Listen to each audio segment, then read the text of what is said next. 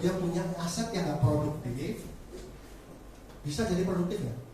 Bisa. Ngapain aset nggak produktif dipertahankan? Misalkan punya saham yang sudah sekian tahun nggak berkembang, udah tarik dong, bayarin premi dong. Punya motor terlalu banyak, ngapain? Jual aja, bayarin premi. Sampai sini paham teman-teman ya? Paham ya? Kayak saya tadi saya bilang, pada waktu kita produktif, kita kerja, kita kumpul nasa dong untuk hari tua kita dong. Pada saat kita tua, kita nggak usah bayar premi dibayarin dari passive income kita, nggak usah bingung. Kan ya? Kecuali memang kita pada waktu masih muda kita nggak pikir untuk pensiun, nggak menyediakan bagaimana untuk pensiun, nggak berpikir ke sana, bingung bayar premi. Tapi kalau seseorang yang merencanakan hari tuanya, seharusnya nggak perlu bingung bayar premi dong. Benar nggak? Memang kalau sudah pensiun nggak kerja, biaya keamanan di rumah kita nggak bayar, tetap bayar dong. Oke, ini penting banget teman-teman ya. Jadi step-step ini penting banget. Jadi jangan ya, temukan dulu, lalu tunjukin masalahnya di mana. Lalu apa? Biarin dia jawab. Solusinya gimana nih? Ya, apapun solusinya kita punya jawaban yang lebih baik. Dia punya solusi, kita punya solusi yang lebih baik. Dia nggak punya solusi, kita punya solusi. Simple, ya. Baru kita kasih produknya dan baru bantu cara pembayarannya. Ya. Wah gitu. Ini terakhir kok. Ya. Teman-teman nggak semangat teman-teman? Minum dulu.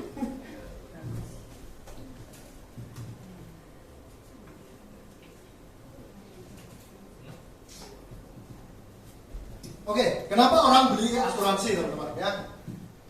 Pertama, seorang yang merencanakan perencanaan pendidikan dan pensiun ya. Jadi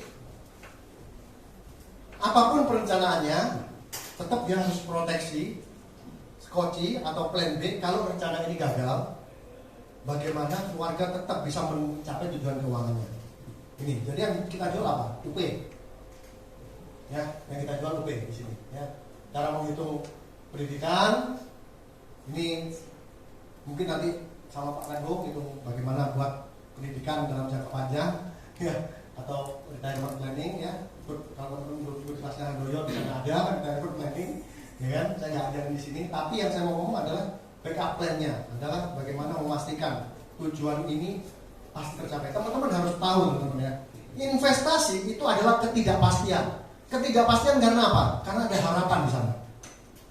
Asuransi itu kepastian. Jadi tujuan asuransi adalah memastikan sesuatu yang tidak pasti. Ya, sesuatu yang tidak pasti itu bisa dipastikan dengan asuransi. Ya. Business planning, ya. Business planning,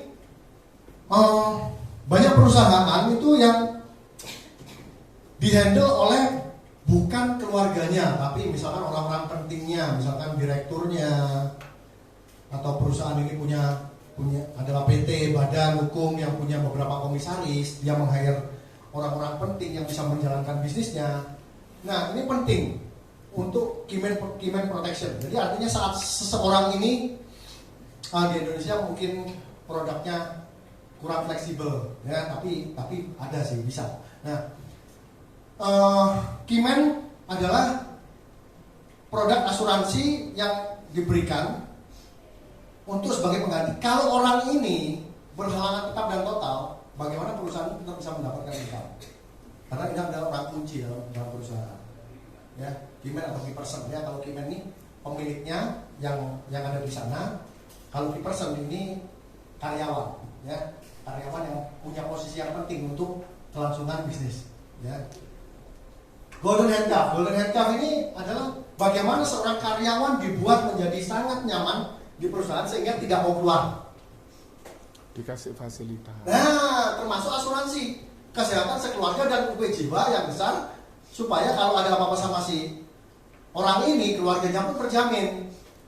Paham ya? Golden handcuff ikat nih sama rantai emas. Ya, golden handcuff. Partnership ini berbicara mengenai kalau misalkan saya sama Pak Kandono kongsi ya, join venture lah, bertiga nih. misalkan taruh dana saham 1M misalkan ya, 3M untuk apa? Untuk bisnis supaya running kan, modal awal.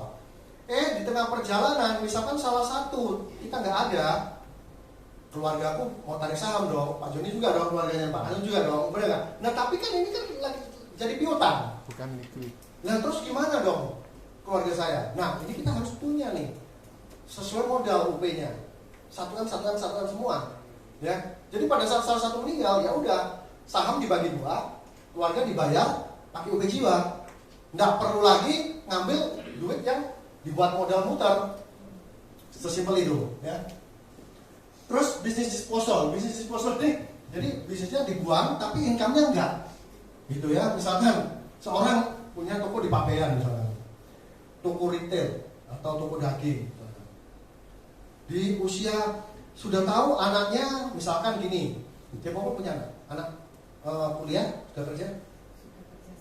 Sudah kerja satu, kerja apa dia? Di mana? Oh di Taiwan. Nah misalkan gini, Raja Mobile misalkan punya anak, dia punya toko nih, toko daging misalkan, toko daging potong misalkan. Nah anak milenial sekarang mana mau kerja potong-potong daging, benar nggak? Padahal cucu nyekolahin di luar negeri, ini dari hasil potong daging, benar nggak? Tapi kan ini bisnis gimana nih? Nggak mau ada yang menerusin anak-anaknya, mau nggak mau kan dibuang. Kalau dibuang bisnisnya tutup dong, bangkrut dong. Nah gimana caranya bisnis ini tak buang, tapi income-nya tetap ada. Ngerti ya? Dengan apa? Ya asuransi jiwa aja. Sama, sebenarnya apa? Senilai bisnisnya saja. Income-nya yang dapetin per bulan berapa di sana? Kan bisa gitu. Asuransi jiwa sama kritis tadi. Boleh. Asuransi jiwa ini kita ngomong asuransi jiwa ya. Jadi pada saat bisnis ini nggak ada yang lanjutin, ya udah bisnis ini harus ditutup. Kalau kita sebagai orang tua sudah nggak ada, bisnisnya tutup dong, nggak ada yang lanjutin dong. Tapi income-nya kan tetap ada buat keluarga. Ngerti ya? Ini adalah salah satu strategi bagaimana bisnis yang saya punya yang nggak bisa dilanjutin ke anak bisa lanjutin dengan bisnis model lain dengan UP ini. Benar ya? Bulanan kali 12 kali 20. Bulanan kali 12 kali 20 bulan. Supaya simpel kan ya. Seperti itu. Jadi nilai bisnisnya itulah yang dijadikan asuransi jiwa. Supaya bisnisnya bisa dilanjutin. Teman-teman, kalau teman-teman lihat ceritanya Lipo, Lipo itu kurang besar apa? Tadinya dia bergerak di bidang banking tuh ya, Lipo Bank ya. Terus generasi kedua berubah jadi apa? Sekolah sama rumah sakit. Benar ya? Ya. Mungkin yang generasi pertama ke kedua ini sukses untuk memberikan liquid, transfer harta dalam bentuk liquid ya. Generasi kedua ke generasi ketiga apa properti yang tutup yang nggak lanjut? Meikarta. Kenapa? Kok nggak lanjut? Investornya tarik semua. Kenapa? Kok ditarik semua? Ribut, anaknya ribut. Yang satu maunya nerusin, yang satunya nggak mau. Gagal transfer. Lipo teman-teman, kurang besar apa? Generasi ketiga. Cuma 3 generasi itu. Kegagalan dalam perencanaan transfer harta. Benar ya? Meikarta teman-teman, nggak ada sekarang. Masih ya?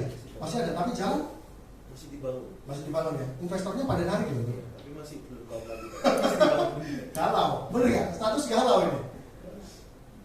Kan padahal sudah segitu gedenya promo dan lain sebagainya. Sengketa keluarga. Ya. Asset protection ya, kita ngomong asuransi kesehatan, income dan expense protection, mulai asuransi jiwa dan kondisi kritis ya. Tadi kan kita sudah bahas hitung-hitungannya. Ya, perencanaan hutang. Ya, bagaimana sebuah perusahaan atau individu kita punya hutang supaya jangan sampai hutang itu pada waktu kita nggak ada jadi jatuh tempo dan membuat aset kita susut. Ya. Ada 3 kebocoran harta teman-teman ya. Pertama karena hutang, kedua karena pajak, ketiga karena biaya. Biaya ini biaya apa aja? Biaya pengobatan, biaya pemakaman, terus biaya legal. Legal itu pengurusan balik nama, terus sengketa. Nah itu kan tidak terbatas ya, kalau terjadi sengketa di Indonesia banyak banget sengketa. teman-teman coba ke apa di Polda. Di Polda saya pernah ada waktu itu apa ya, ada momen apa ya saya ke Polda waktu itu ya, nawarin asuransi atau apa gitu.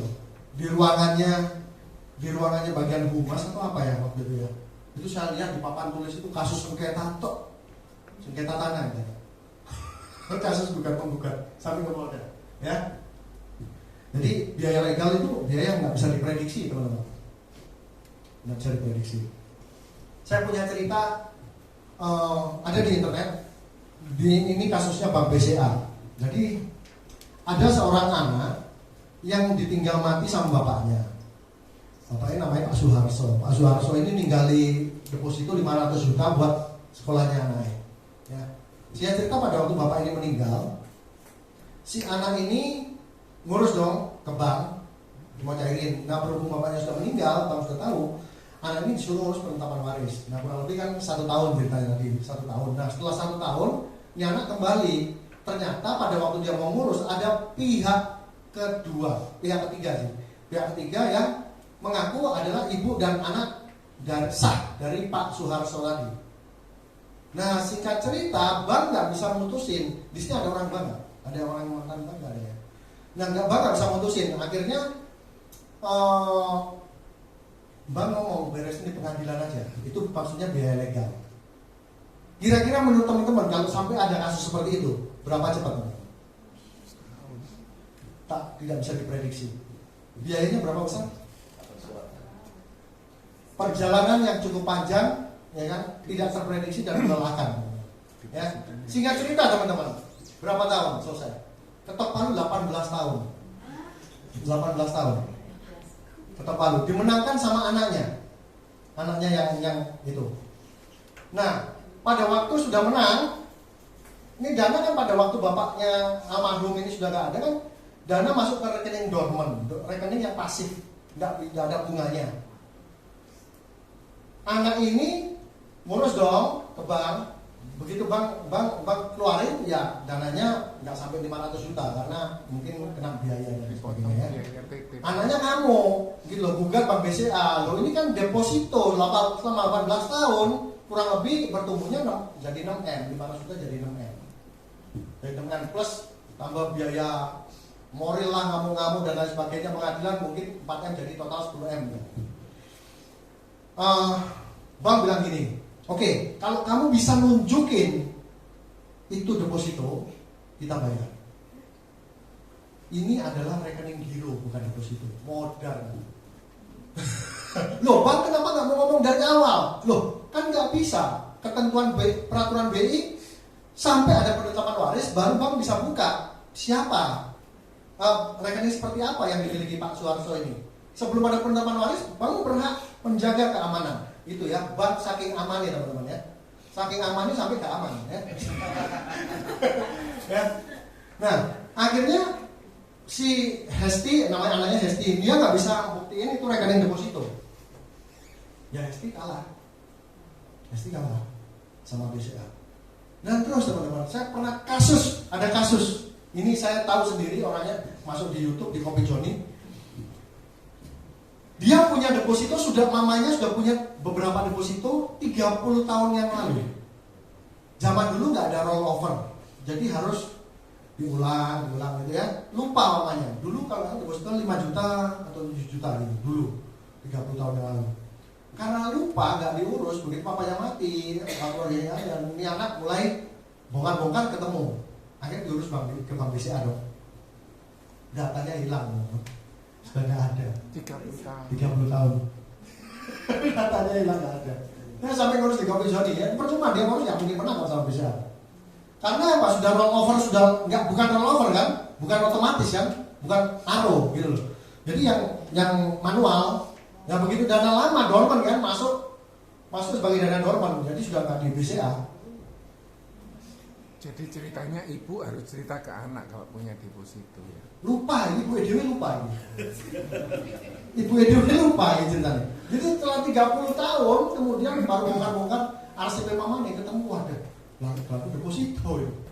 Kan lumayan kalau sekarang, dulu 30 tahun 5 juta, sekarang ratusan juta mungkin. Tapi nggak bisa. Data sudah swap, sudah lama kita. Fakta. Dan di BCA banyak ya kan itu. Banyak teman-teman ya.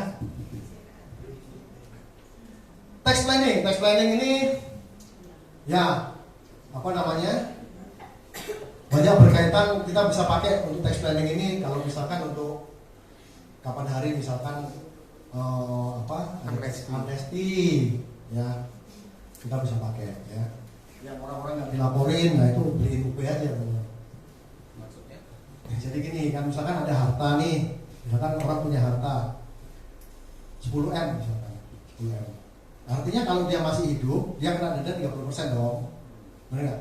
Kalau dia nggak laporin dan ini ketahuan nanti pada waktu diwariskan hartanya terancam disita semua. 30% plus 200% dari denda. Ya, denda 30% plus tambah 200%. Jadi denda pokok dan kawan-kawannya. Ya, jadi hampir 90%. Jadi 10M ya tinggal 1M. Ya, misalkan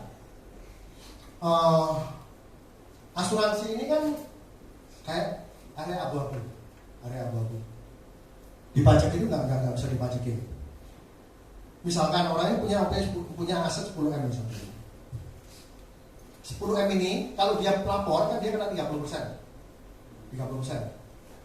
Berarti 3M ya, 3M berarti ya. Nah, kalau dia 5M dia berikan asuransi langsam. 5M-nya lagi masuk ke nilai tunai yang dilaporin kan 5M kan nggak masalah. Karena pajaknya lebih kecil, efisiensi ya, bukan ngilangin pajak tapi efisiensi pajak. 5M-nya kan di UP, 5M-nya aja dilaporin. Jadi pajaknya kan lebih kecil, 1,5M aja. Tetap harus dilaporin, ngerti ya? Tapi lebih murah.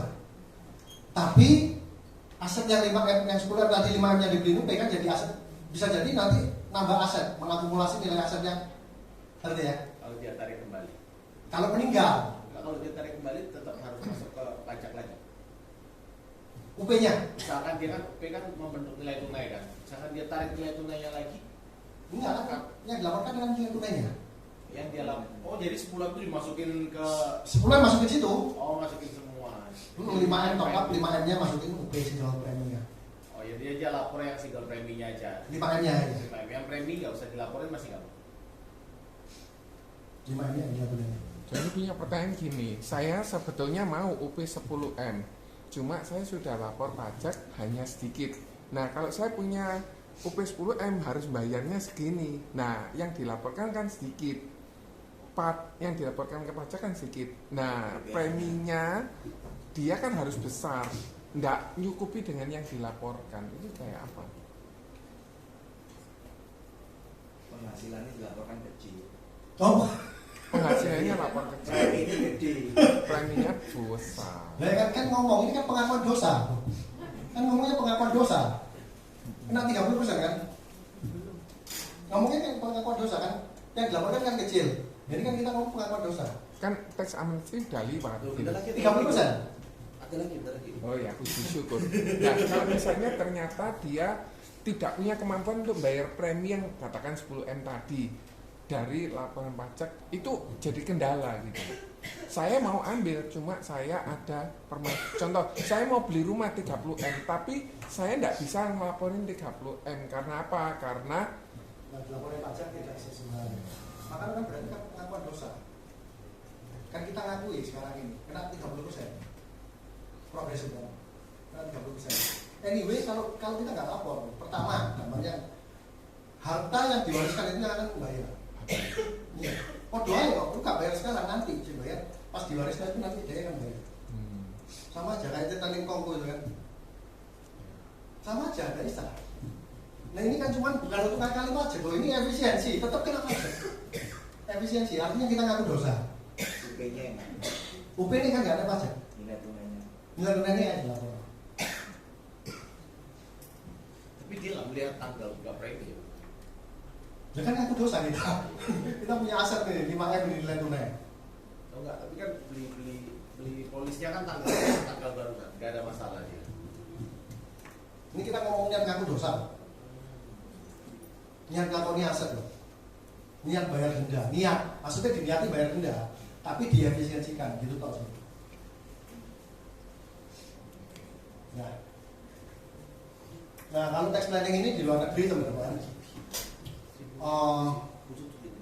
kalau di Indonesia ini kan nggak ada pajak waris, Nah, tapi di luar negeri itu pajak waris sangat besar. Bahkan seperti di Inggris atau di Jepang itu sampai 40 atau 50% pajak waris.